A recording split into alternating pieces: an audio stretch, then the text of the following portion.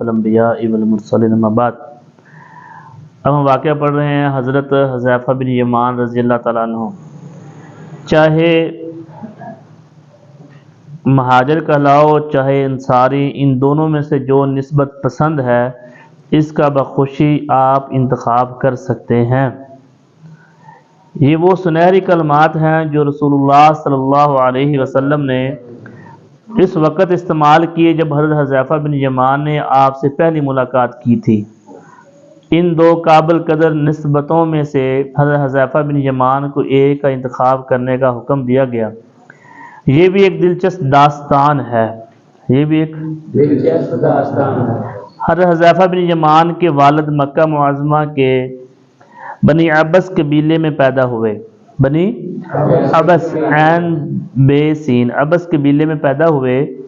اپنے ہی قبیلے کے ایک شخص کو قتل کر دیا، مجبوراً یہ مکہ مکرمہ سے یثرب کوچ کر گئے۔ وہاں جا کر بنی عبد الشہل سے اتنے گہرے روابط ہو گئے کہ انہوں نے اپنے قبیلے کی ایک خاتون سے ان کی شادی کر دی جس کے بطن سے حضرت حذیفہ پیدا ہوئے۔ اس کے بعد کچھ ایسی رکاوٹیں حائل ہوئی کہ یہ مکہ معظمہ میں سکونت اختیار نہ کر سکے۔ مکہ معظمہ میں آمد و رفت تو رہی لیکن مستقل طور پر مدینہ منورہ میں ہی سکونت پذیر رہے۔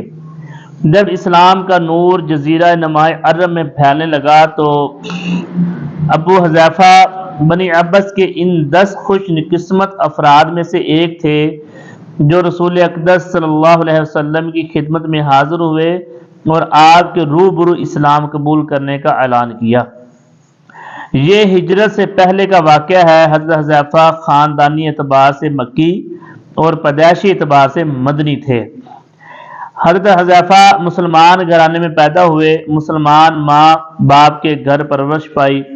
رسول اقدس صلی اللہ علیہ وسلم کے دیدار کا سرما اپنی آنکھوں میں لگانے سے پہلے ہی مسلمان بن چکے تھے۔ بچپن ہی سے آپ کے حالات سننے اور اوصاف حمیدہ معلوم کرنے کا انتہائی شوق دل میں سمایا ہوا تھا۔ یہ ہر ایک ملنے والے سے یہی پوچھتے کہ رسول اللہ کا کیا حال ہے، آپ کا چہرہ انور کیسا ہے اور آپ کے اوصاف حمیدہ کیا ہیں۔ غرض یہ کہ ہر دم یہی دھن لگی ہوئی تھی کہ میں کسی نہ کسی طرح آپ کی خدمت میں پہنچ کر دیدار کا شرف حاصل کر سکوں۔ اتنی شوق تھا، محبت تھی، پیار تھا اللہ کے نبی کے ساتھ۔ بالآخر ان سے نہ رہا گیا، دیدار مصطفیٰ کا شوق دل میں سمائے ہوئے مکہ روانہ ہو گئے۔ رسول اقدس صلی اللہ علیہ وسلم کو دیکھتے ہی بادب عرض کیا، حضور میں مہاجر ہوں یا انصاری؟ آپ نے ارشاد فرمایا، چاہو مہاجر کہلاؤ یا انصاری، تمہیں مکمل اختیار ہے۔ میں نے عرض کی، یا رسول اللہ صلی اللہ علیہ وسلم میں انصاری بننا پسند کروں گا۔ جب رسول اقدس صلی اللہ علیہ وسلم ہجرت کرتے ہوئے مدینہ منورہ کی طرف روانہ ہوئے تو حضرت حذیفہ بھی آپ کے ہمراہ ہو لیے۔ غزوہ بدر کے علاوہ تمام معرکوں میں حضور علیہ الصلوۃ والسلام کے ساتھ اس طرح وابستہ رہے جیسے ایک آنکھ دوسری آنکھ سے وابستہ ہوتی ہے۔ غزوہ بدر میں شریک نہ ہونے کی بھی ایک خاص وجہ تھی جسے وہ خود بیان کرتے فرماتے ہیں، دراصل وجہ یہ ہوئی کہ مجھے اور ابا جان کو راستے میں ہی قریش نے گرفتار کر لیا۔ انہوں نے پوچھا، کہاں جا رہے ہو؟ ہم نے کہا مدینے جا رہے ہیں۔ کہنے لگے، اچھا تو محمد صلی اللہ علیہ وسلم کو ملنا چاہتے ہو؟ ہم نے کہا ہمارا مدینے جانے کا ارادہ ہے۔ کہنے لگے، ہم آپ کو نہیں جانے دیں گے، ہاں اگر تم دونوں یہ وعدہ کرو کہ غزوہ بدر میں رسول اکرم صلی اللہ علیہ وسلم کا ساتھ نہیں دو گے، اس صورت میں تمہیں جانے کی اجازت دی جا سکتی ہے، ورنہ ہم تمہیں قطعاً نہیں چھوڑیں گے۔ ہم نے بعد خواستہ دشمن کے نرخے سے چھٹکارا حاصل کرنے کی خاطر ان سے وعدہ کر لیا کہ ہم لڑائی میں حضور کا ساتھ نہیں دیں گے۔ اس کے بعد انہوں نے ہمیں آزاد کر دیا۔ ہم مدینہ طیبہ میں رسول اکرم صلی اللہ علیہ وسلم کی خدمت میں حاضر ہوئے اور قریش سے کیے گئے معاہدے کی اطلاع دی اور عرض کی، یا رسول اللہ اب ہمارا کیا بنے گا؟ آپ نے ہماری پریشانی کو دیکھتے ہوئے ارشاد فرمایا، ہم قریش سے کیے گئے معاہدے کو پورا کریں گے اور اللہ تعالیٰ سے مدد طلب کریں گے۔ غزوہ احد میں حضرت حذیفہ اپنے عظیم والد حضرت ایمان کے ساتھ شریک ہوئے۔ حضرت حذیفہ اس سخت آزمائش میں سے صحیح سالم واپس لوٹ آئے، لیکن آپ کے والد محترم نے میدان جنگ میں جام شہادت نوش فرما لیا۔ ان کے ساتھ عجیب واقعہ پیش آیا کہ یہ دشمن کی تلوار لگنے سے شہید نہ ہوئے، بلکہ لا علمی کی بنا پر مجاہدین اسلام کی تلواروں سے غائل ہوئے۔ اور یہ عجیب و غریب واقعہ اس طرح پیش آیا کہ رسول اقدس صلی اللہ علیہ وسلم نے غزوہ احد میں بچوں اور عورتوں کی نگرانی حضرت یمان اور حضرت ثابت بن وقش کے سپرد کی۔ چونکہ یہ دونوں عمر رسیدہ تھے، اس لیے خیموں کے پاس رہنے کی ذمہ داری ان کے سپرد کی گئی۔ لیکن جب گھمسان کی جنگ چھڑ گئی تو حضرت یمان نے اپنے ساتھی سے کہا، اب ہمیں کس کا انتظار ہے؟ باخدا ہم دونوں اپنی عمر کے آخری مرحلے میں ہیں، ہم اس دنیا فانی میں پل بھر کے مہمان ہیں، آج گئے یا کل کوئی نہ ہم بھی اپنی تلواریں لے کر میدان جنگ میں اتریں اور رسول اقدس صلی اللہ علیہ وسلم کا بھرپور ساتھ دیں، شاید اللہ تعالی ہمیں شہادت نصیب فرما دے۔ پھر کیا تھا، دونوں نے اپنی تلواریں سنبھال لی اور میدان کارزار میں اتر آئے۔ دونوں بے جگری سے لڑے۔ ثابت بن وقش ایک کافر کی تلوار لگنے سے شہید ہوئے، لیکن حضرت یمان کا تعاقب مجاہدین اسلام کی تلواروں نے کیا اور چشم زدن میں انہیں گھائل کر دیا۔ دراصل یہ وہ انہیں پہچان ہی نہ سکے۔ حضرت حذیفہ مسلسل یہ پکارتے رہے، میرا باپ، میرا باپ، لیکن چیخ و پکار میں کسی کو یہ آواز سنائی نہ دی۔ بالآخر اپنے ہی ساتھیوں کی تلواروں کا نشانہ بن کر جام شہادت نوش کر گئے۔ حذیفہ نے یہ منظر دیکھ کر ارشاد فرمایا، میرے ساتھیوں، خدا تمہیں بخش دے۔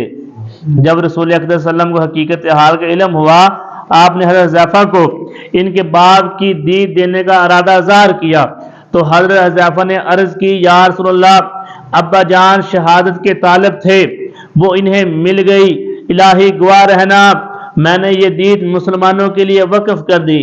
اس کارنامے سے رسول اللہ صلی اللہ علیہ وسلم کے ہاں ان کی عزت و وقار میں اور اضافہ ہو گیا۔ ایک دفعہ رسول اللہ صلی اللہ علیہ وسلم نے حضرت حذیفہ کا باغور جائزہ لیا تو آپ اور ان کے 3 اوصاف واضح ہوئے: ذکاوت و بیداری، مغز جو مشکلات حل کرنے میں معاون ثابت ہوتی ہے، سرعت، ادراک، پہلے ہی مرحلے میں معاملے کی تہہ تک پہنچ جاتے، رازداری، اسرار و رمز کو سینے میں محفوظ کرنے کا ایسا ملکہ کہ کسی کو بھی کانو کان خبر ہی نہ ہو۔ رسول اقدس صلی اللہ علیہ وسلم کی طرز سیاست کا ایک اہم پہلو تھا کہ آپ اپنے صحابہ کی خوبیاں دیکھ کر مناسب حال فرائض ان کے سپرد کرتے۔ آپ کا یہ طرز عمل بہت ہی کامیاب ثابت ہوا۔ مدینہ منورہ میں مسلمانوں کو سب سے بڑی جس مشکل کا سامنا تھا وہ یہ تھی کہ وہاں یہود اور ان کے معاون منافقین رسول اقدس اور آپ کے صحابہ رضی اللہ عنہم کو نقصان پہنچانے کے لیے مسلسل سازشوں میں مصروف رہتے۔ اس نازک ترین صورتحال کو دیکھ کر رسول اکرم صلی اللہ علیہ وسلم نے حضرت حذیفہ بن یمان کو منافقین کے نام بتا دیے۔ یہ ایک ایسا سربستہ راز تھا جو آپ نے حضرت حذیفہ کے علاوہ کسی کو نہ بتایا، اور انہیں یہ حکم دیا کہ منافقین کی حرکات کا خیال رکھیں تاکہ اسلام اور اہل اسلام کے خلاف ان کی سازشوں کو ناکام بنایا جا سکے۔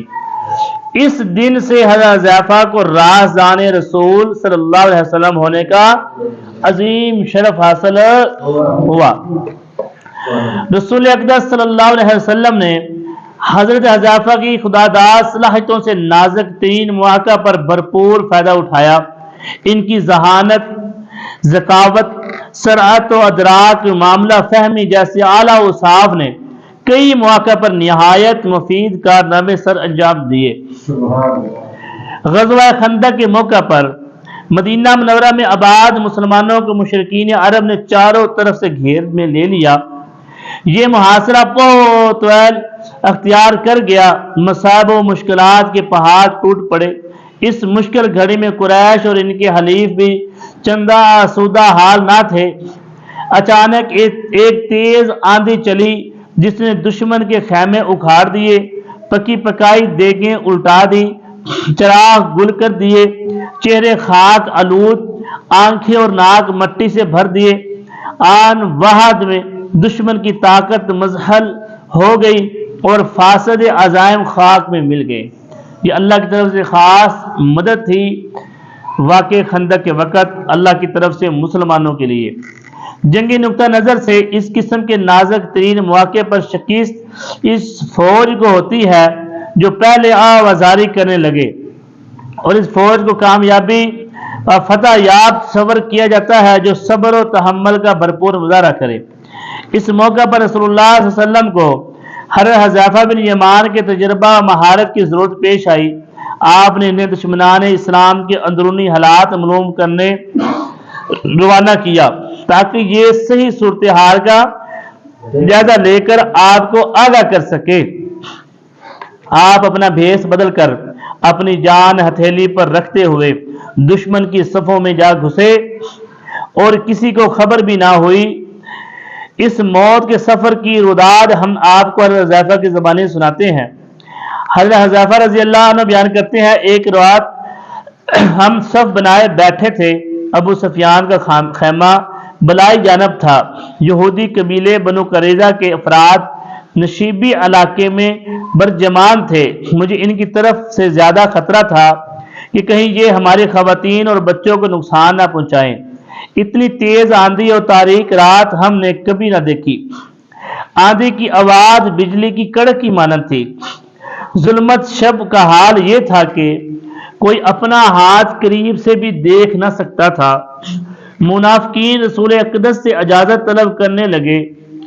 عرض کی یا رسول اللہ، ہمارے گھر کھلے ہیں، کوئی حفاظتی اقدامات نہیں، دشمن آسانی سے گھروں میں داخل ہو کر ہمارے مال و عزت کو ناقابل تلافی نقصان پہنچا سکتا ہے۔ حالانکہ ایسا کوئی خطرہ نہ تھا، بلکہ وہ کذب بیانی سے کام لے رہے تھے۔ البتہ آپ سے جس نے بھی اجازت طلب کی، آپ نے فراغ دلی سے اس کو اجازت دے دی۔ منافقین ایسا ایسا خسکنے لگے یہاں تک کہ صرف 300 مسلمان باقی رہ گئے۔ ایک رات رسول اکرم صلی اللہ علیہ وسلم نے گشت کیا، ایک مجاہد کا حال معلوم کرتے ہوئے۔ جب میرے پاس پہنچے، میں نے ایک چھوٹی سی چادر اوڑھ رکھی تھی۔ سردی، بھوک اور تھکاوٹ کی وجہ سے گھٹنوں میں سروے ہوئے بیٹھا تھا۔ آپ نے دریافت کیا، کون ہو؟ میں نے عرض کی، یا رسول اللہ صلی اللہ علیہ وسلم، میں آپ کا خادم حذیفہ ہوں۔ اللہ اکبر۔ آپ نے فرمایا، حذیفہ تم یہاں کیسے بیٹھے ہو؟ عرض کی، بھوک اور سردی نے نڈھال کر رکھا ہے۔ آپ نے رازدارانہ انداز میں ارشاد فرمایا، دیکھو دشمن کے لشکر میں شامل ہو جاؤ اور صحیح صورتحال کا جائزہ لے کر مجھے اطلاع دو کہ اب ان کے عزائم کیا ہے۔ آپ کا حکم سن کر میں جلدی سے اٹھا، لیکن میرے دل پر دشمن کا خوف طاری تھا اور پورا جسم سردی سے کپ کپا رہا تھا۔ میری حالت دیکھ کر آپ نے میرے حق میں یہ دعا کی، الہی حذیفہ کے آگے پیچھے، اوپر نیچے اور دائیں بائیں سے حفاظت فرما۔ اللہ اکبر کبیرہ۔ آپ نے ابھی دعائیہ کلمات پورے نہ کیے تھے کہ میرے دل سے دشمن کا خوف جاتا رہا اور سردی کا احساس بھی نہ رہا۔ جب اس مشن کے لیے روانہ ہوا تو آپ نے مجھے نصیحت کی کہ تم نے صرف دشمن کے اندرونی حالات معلوم کرنے ہیں، اس کے علاوہ کوئی کسی قسم کا اقدام نہیں کرنا۔ میں یہ نصیحت سن کر رات کی تاریکی میں چھپتا ہوا دشمن کی صفوں میں جا گھسا۔ میں نے کسی کو محسوس تک نہ ہونے دیا۔ میں اس طرح گھل مل گیا جیسے میں انہی کا ایک فرد ہوں۔ تھوڑی ہی دیر بعد ابو سفیان نے اپنے لشکر کو خطاب کرتے ہوئے کہا، اے خاندان قریش، آج میں تم سے ایک بات کرنا چاہتا ہوں، لیکن مجھے ڈر ہے کہ کہیں یہ بات محمد صلی اللہ علیہ وسلم تک نہ پہنچ جائے۔ ہر شخص دیکھ لے کہ اس کے دائیں بائیں کون بیٹھا ہے۔ میں نے یہ بات سنتے ہی فوراً اپنے ساتھ بیٹھے ہوئے شخص کا ہاتھ پکڑ کر پوچھا تم کون ہو, تمہارا نام کیا ہے؟ اس نے اپنا نام بتایا اور میں نے اسی موقع ہی نہ دیا کہ وہ مجھے بھی میرا نام پوچھ سکے. اس طرح میں اپنی تدبیر میں کامیاب ہو رہا. ابو سفیان نے اپنا خطاب جاری رکھتے ہوئے کہا اے خاندان قریش, تمہیں یہاں قرار نصیب نہیں ہوگا. طوفان نے ہمارے جانور ہلاک کر دیے, بنو قریظہ ہم سے الگ ہو گئے, تیز آندھی نے ہمارے خیمے اکھاڑ دیے. ہماری رائے یہ ہے کہ اب یہاں سے کوچ کر چلو, میں خود جا رہا ہوں.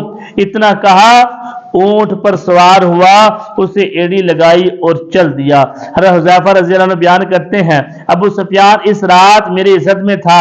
اگر رسول اللہ علیہ الصلوۃ والسلام کی نصیحت نہ ہوتی تو میں اسے قتل کر ڈالتا. میں چپکے سے کھسکا اور سیدھا رسول اقدس صلی اللہ علیہ وسلم کے پاس پہنچ گیا. میں نے دیکھا کہ آپ چھوٹی سی چادر اوڑھے نماز پڑھ رہے ہیں. نماز سے فارغ ہو گیا آپ نے مجھے اپنے قریب بٹھا لیا. سخت سردی تھی, چادر کا ایک کونا مجھ پر دے دیا. میں نے دشمن کے پسپا ہونے کی رداعت سنائی تو آپ یہ سن کر بہت خوش ہوئے اور اللہ تعالیٰ کی حمد و ثنا کرنے لگے.